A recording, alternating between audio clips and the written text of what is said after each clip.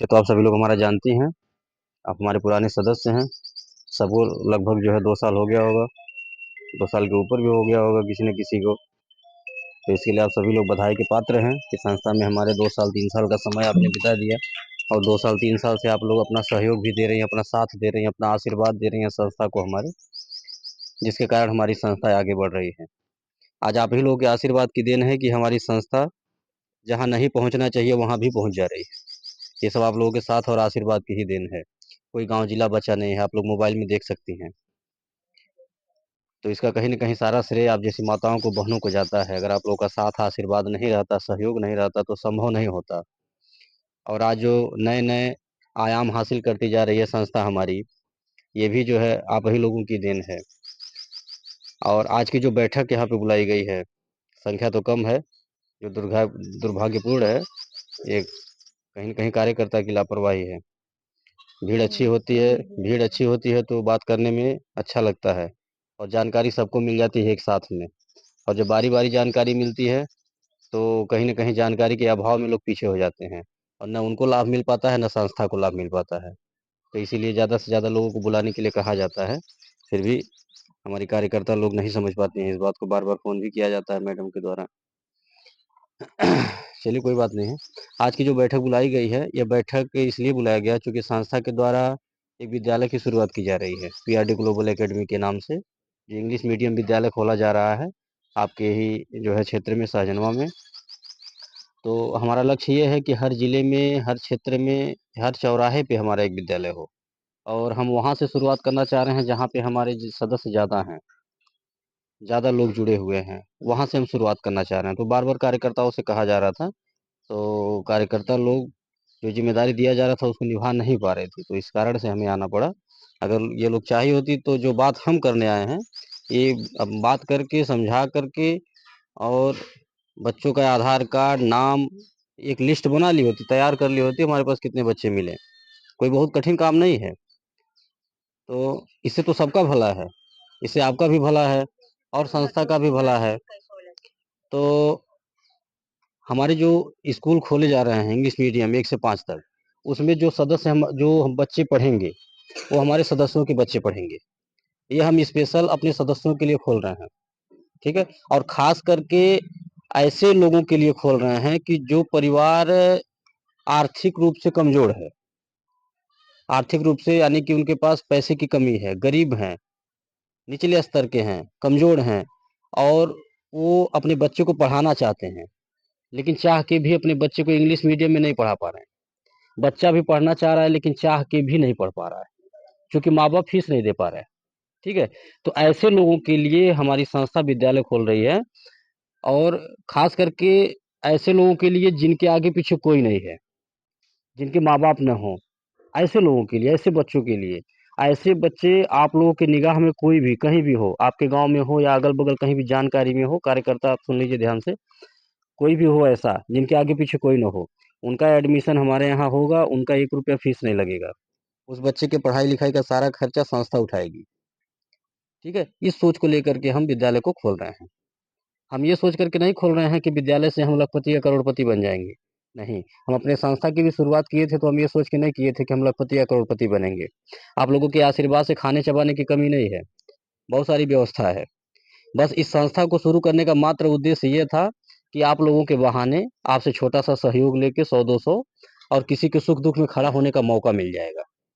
इसलिए जो है ये सोच करके इस संस्था को हम शुरू किए हैं और आज उसी सोच को लेकर के हमारी संस्था कार्य भी कर रही है और हमारी सोच भी कामयाब हो रहा है।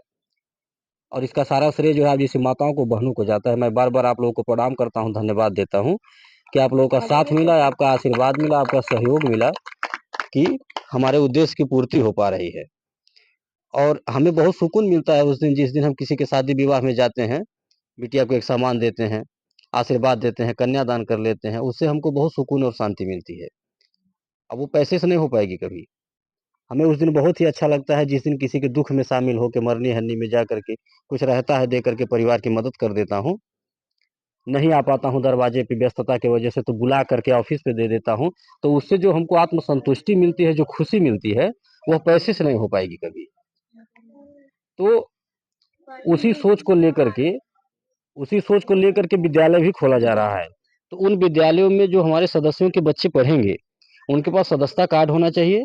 सदस्यता कार्ड मतलब जो आपको पासबुक मिला है, वो पासबुक जिनके पास रहेगा, उनके बच्चे हमारे विद्यालय में पढ़ेंगे, तो उनका एडमिशन का पैसा नहीं लगेगा। आपके बच्चे पढ़ेंगे, एडमिशन का पैसा नहीं लगेगा, रजिस्ट्रेशन का पैसा नहीं लगेगा। जो फीस ली जाएगी, वो आधा ली जाएगी। जैसे आपके क्षेत्र में जो विद्यालय होंगे इंग्लिश मीडियम, वहाँ का फीस अगर 500 रुपया होगा, तो हमारे यहाँ 250 लगेगा।